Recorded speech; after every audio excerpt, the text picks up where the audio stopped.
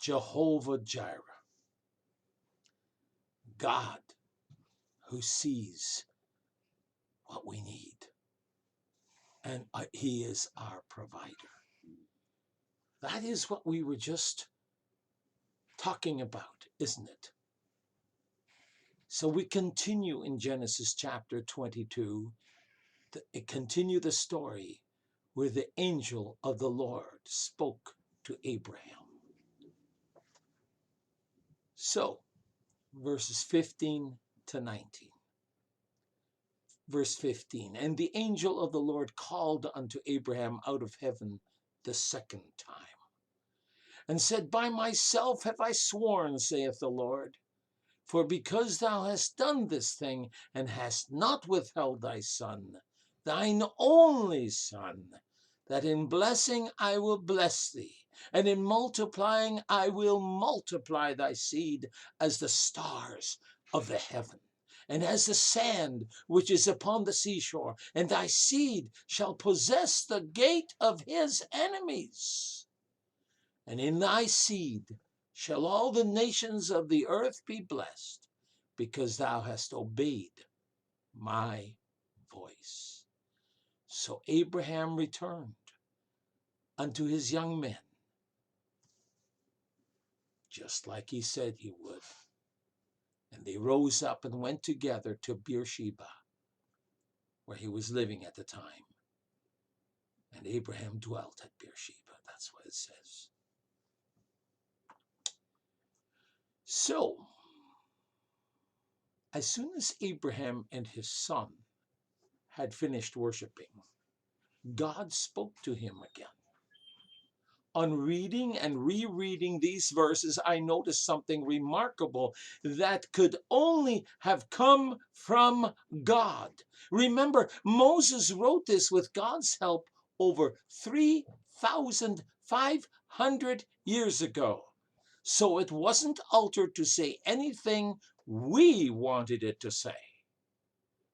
God made a threefold promise. The first part is a replay of what was previously spoken. By myself have I sworn, because you have done this thing, and have not withheld your son, your only son, that in blessing I will bless you, and in multiplying I will multiply your seed as the stars of the heaven and as the sand which is upon the seashore. When God swears something, it is irrevocable and will surely come to pass. Do you understand that? The second part finishes off verse 17. Thy seed shall possess the gate of his enemies. Notice here the singular, his enemies. Oh my goodness. Seed means descendants, shall possess the gate of his enemies. I was thinking of Matthew 16, verse 18, where Jesus spoke about building his church, and the gates of hell shall not prevail against it. That seed is singular here, is attested to by none other than Paul in Galatians 3, verse 16. Now to Abraham and his seed were the promises made. He saith not, and lo, seeds as of many, but as of one, and to thy seed, which is Christ. Do you realize? Thy seed shall possess the gate of his enemies. According to Paul, who wrote from the position of being one of the foremost theologians of Judaism, it refers to none other than the Lord Jesus Christ. Do you think Abraham would have gathered that? Of course not, and neither would Moses. But we see it. We're followers of the Lord Jesus Christ. And the third part of God's promise is in verse 18. In thy seed shall all the nations of the earth be blessed. Wow, this is some promise. It's a promise on both a pluralistic and a singular level. It was Hebrew scientists and individuals that are responsible for the laser and all its applications. Pacemakers, defibrillators, genetic engineering, stainless steel, E equals mc squared and Albert Einstein, cholera and bubonic plague vaccinations, the polio vaccine, Google. I wonder if that's a blessing, you know. Well, continue.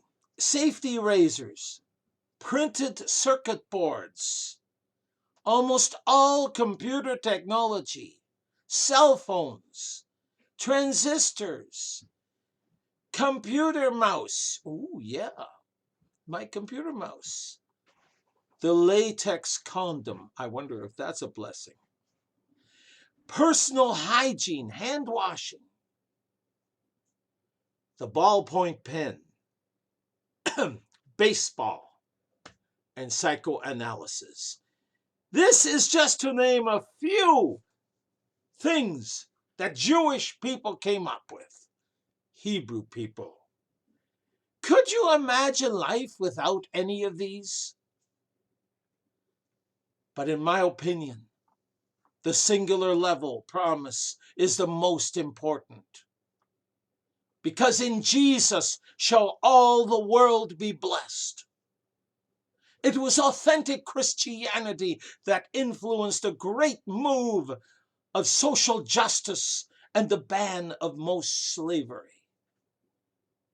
It was authentic Christianity that instituted humanitarian aid and orphanages around the world. One day, our great King of Kings and Lord of Lords shall return to reclaim the world for God. So to close this study, Abraham returned with his young men and Isaac to Beersheba, also called, may I remind you, the Well of Seven, or the Well of the Oath.